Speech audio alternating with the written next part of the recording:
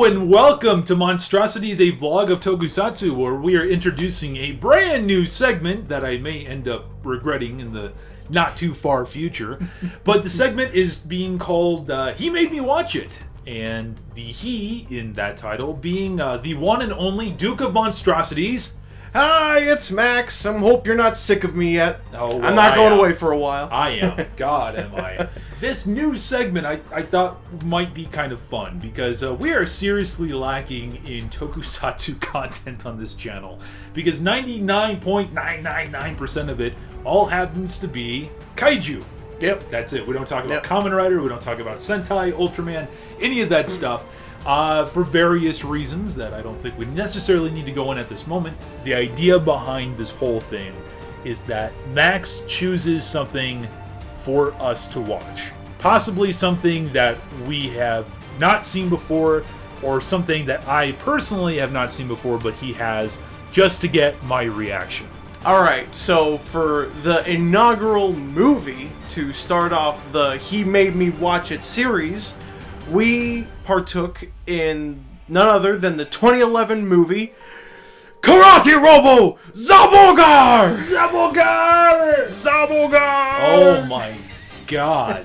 Now keep in mind, we had a double feature that night. Yes, We watched yes. Battlefield Baseball, which was amazing. And Highly recommend. and it's crazy though. Yes. And then we followed that up with this movie, and by the end of that, I just felt like my entire world was just some kind of crazy wackadoo, made no sense. What is this thing we call life?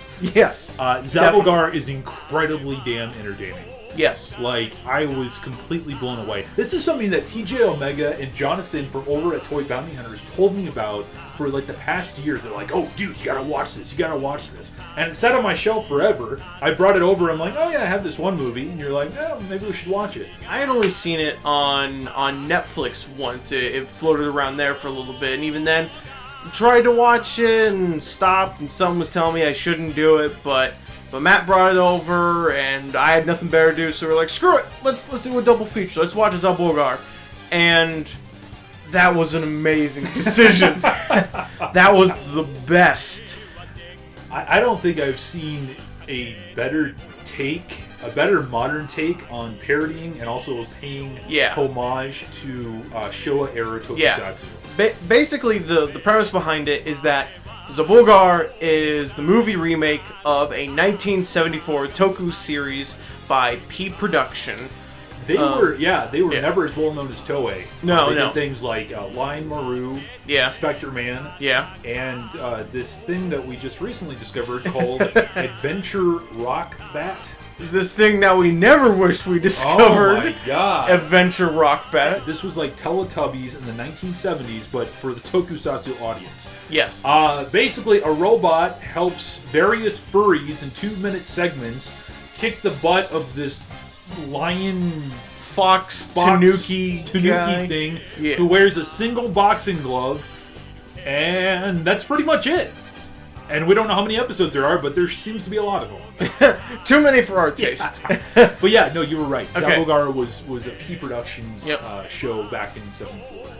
An oft-forgotten tokusatsu series. It had a couple of weird moments. Most Toku fans know it as that weird show where the guy rode around on a robot motorcycle, I guess. The director of the new Zabogar, Noboru Iguchi. Yeah, Noboru Iguchi. Who has done such films as Machine Girl, Robo Geisha, Mutant Girls Squad, and a movie that we just found out about, and we just ordered off of eBay, Zombie Ass Toilet of the Dead. Getting back to topic, Zabogar.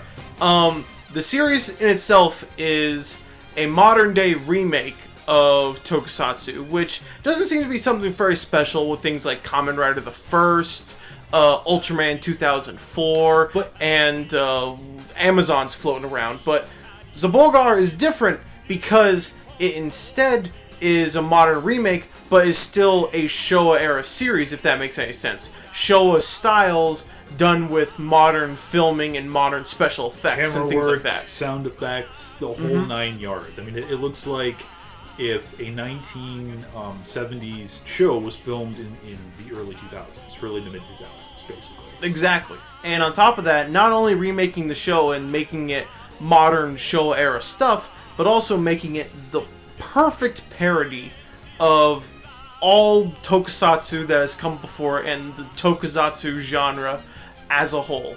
I struggle to say if it's a parody or if it's homage or if it's just having fun with a really goofy show, because at the end of the movie, there's actually a very human story behind this, you know? Yeah. It's not just all a bunch of crazy monsters and crazy antics coming from this guy and his robot. There's actually a human story behind the hero and what we've come to find out later about his children and stuff. Mm-hmm. But it is wrapped around in this wacky adventure that I don't even know how to describe it.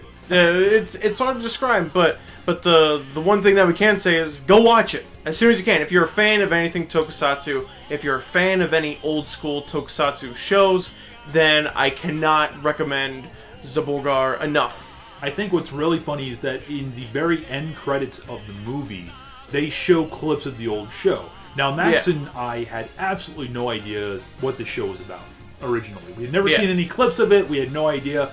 And we later come to find out that some of the most ridiculous things that popped up in this movie also popped up in the 1970s. Exactly. So it's like half of these zany ideas are just things that have previously existed, like the bulldog van. And oh my gosh, it's so crazy. And it's also funny because those clips gave a lot of context for the show, a lot of weird like one-off images and one-off characters and things and weird outfits that you think would be too ridiculous for the actual movie were references to the original show, and other minor details were all references to the original show. It's not just, I guess what makes Zaborgar feel good is that it's not just a parody of its original self, and it's not just a parody of tokusatsu as a whole, but it's a love letter to the original series and how crazy and how it's just a love letter to Zaborgar. What more to say? The movie even is split up into two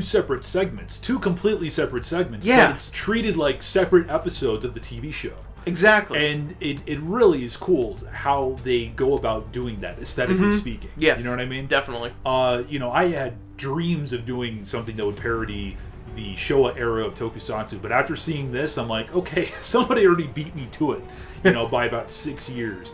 But yeah, definitely go check this out. I would give it 4 out of 5 Karate-Robo ZABORGARs, or whatever it is. Whatever our rating scale is for that, that's what I would give it. Yeah. 4 out of 5. 4 out of 5. 4.5 out of 5 for me. 4 3/4 out of 5. I don't know. Go see it. It's great. Yeah, it's good stuff. It's really, really good stuff. And with that said, for Zaborgar's sake, keep watching Tokusatsu for the good of yourself and mankind. See how I switched that up just a little bit? Just a tad. Just keep it fresh. This is Matt.